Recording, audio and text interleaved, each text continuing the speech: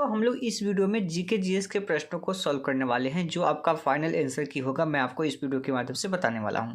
इसके पहले हमने हिंदी और इंग्लिश का वीडियो अपलोड कर दिया है। अगर आपने अभी तक नहीं देखा है तो उसका लिंक आपको वीडियो के डिस्क्रिप्शन में मिलेगा, आप वहाँ से ज्वाइन कर लीजिए। और दोस्तों, अगर आप चैनल को पहली बार देख रहे हैं तो चैनल को सब्सक्राइब कर लीजिए और वीडियो को लाइक कर दीजिए। दोस्तों, इस क्वेश्चन में जो भी आपके 40 क्वेश्चन होंगे उसमें एक दो क्वेश्चन ऐसा हो सकता है जो आपके डाउटफुल है, जहाँ पे आंसर में आपकी चेंजिंग देखने को मिल सकती है। तो वैसा नहीं है कि 40 में 40 क्वेश्चन आपके सही होंगे, एक दो का ज़्यादा अंतर आपको देखने को मिल सकता है, लेकिन बाकी जो आंसर होंगे सभी आपके सही होंगे। दोस्तों, मैं यहाँ पे बात करने वाला हूँ क्वेश्चन नंबर 56 का पहला क्वेश्चन कि इंटरनेट के संदर्भ में जो URL होता है उसका फुल फॉर्म क्या होता है। तो उसका फुल फॉर्म होता है यूनिफॉर्म रिसोर्स लोकेटर, यानी कि ऑप्शन नंबर क्या हो जाएगा, डी हो जाएगा। अगर यहाँ पे देखेंगे तो यूनिफॉर्म क्या होगा, रिसोर्स लोकेटर हो जाएगा। नेक्स्ट क्वेश्चन है कि भारत में नीली क्रांति का जनक किसे कहा जाता है। तो इसका राइट आंसर हो जाएगा ऑप्शन नंबर सी, यानी कि हीरालाल चौधरी को कहा जाता है नीली क्रांति का जनक। भारत में नीली क्रांति का जनक किसे कहा जाता है, हीरालाल चौधरी को कहा जाता है। अगला क्वेश्चन है कि भारत के प्रथम मुख्य न्यायाधीश कौन थे। तो हरिलाल जे कौर्निया थे। इसका आंसर क्या हो जाएगा, ऑप्शन नंबर बी, यानी कि हरिलाल जे कौर्निया इसका राइट आंसर हो जाएगा। अगले क्वेश्चन की बात करते हैं। अगला क्वेश्चन है कि कोंकण नौसैनिक अभ्यास किन दो देशों के बीच में आयोजित किया गया है। ठीक है, किया जाता है या किया गया है, तो यह भारत और यूनाइटेड किंगडम के बीच में किया जाता है। ठीक है, अगला बात करते हैं। अगला क्वेश्चन है कि संगई महोत्सव किस राज्य में मनाया जाता है।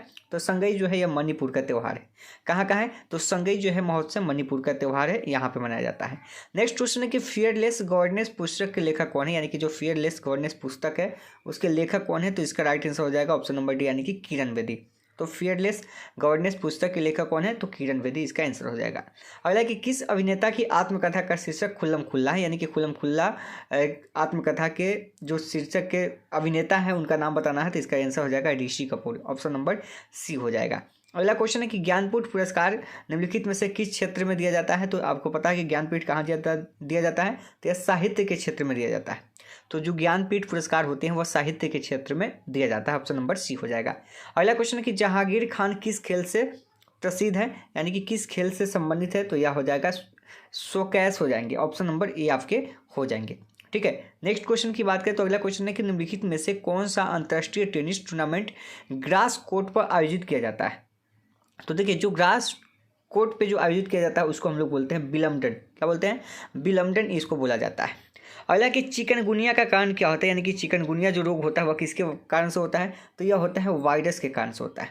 चिकनगुनिया जो होता है यह वायरस के कारण होता है, यानी क्या हो जाएगा यहाँ पे ऑप्शन नंबर क्या होगा आप लोग, तो इसका आंसर क्या हो जाएगा, ऑप्शन नंबर आपका सी हो जाएगा। अगले क्वेश्चन पे चलते हैं। अगला क्वेश्चन है कि किडनी की जो मूल क्रियात्मक इकाई होती है उसको क्या बोलते हैं। तो किडनी की जो मूल क्रियात्मक इकाई होती है उसको बोलते हैं नेफ्रॉन बोला जाता है। क्या बोला जाता है, इसको नेफ्रॉन बोला जाता है, इसको आप ध्यान में रखिएगा।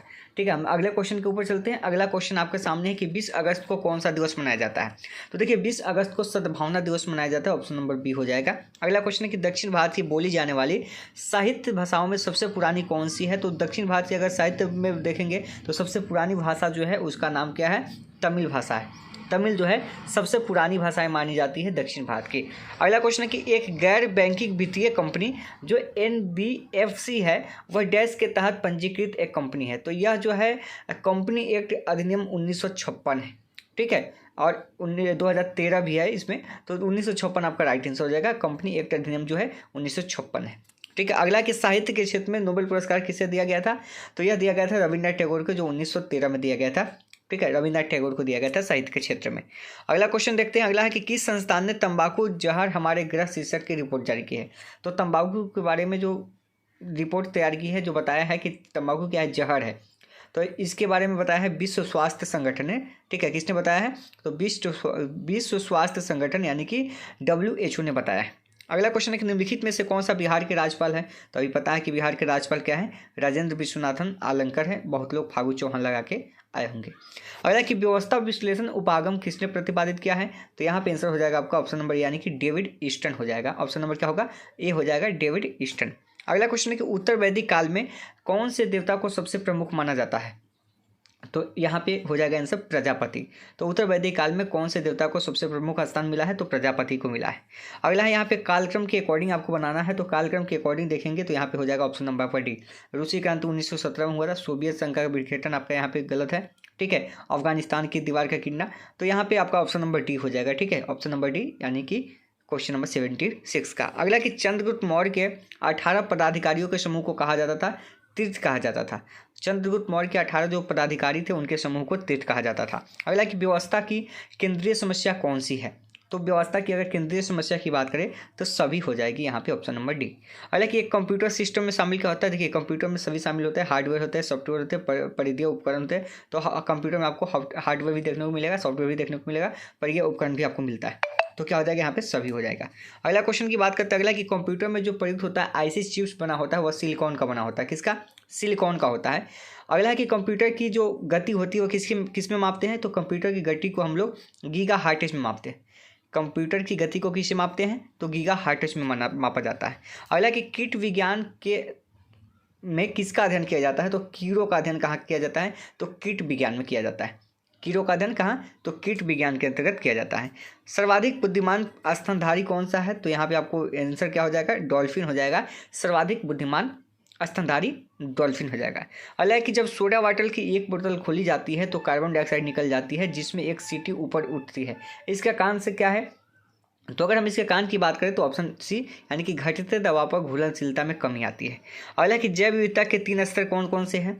तो जैव विविधता के 3 स्तर आपको देखने को मिलेगा, अनुवांशिक, प्रजातियां और पारिस्थितिकी तंत्र। Option number D right answer होगा।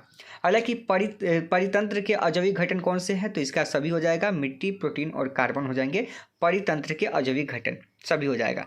अगला कि निम्नलिखित में से कौन सा जीव त्वचा से सांस लेता है? देखिए, त्वचा से सांस कौन लेता है? तो यहाँ पे क्या हो जाएगा? केचुआ हो जाएगा। क्या हो जाएगा यहाँ पे? केचुआ आपका राइट आंसर हो जाएगा जो त्वचा से सांस लेता है। अगला क्वेश्चन है कि ग्लाइकोलाइसिस प्रक्रिया कोशिका के किस भाग में होती है?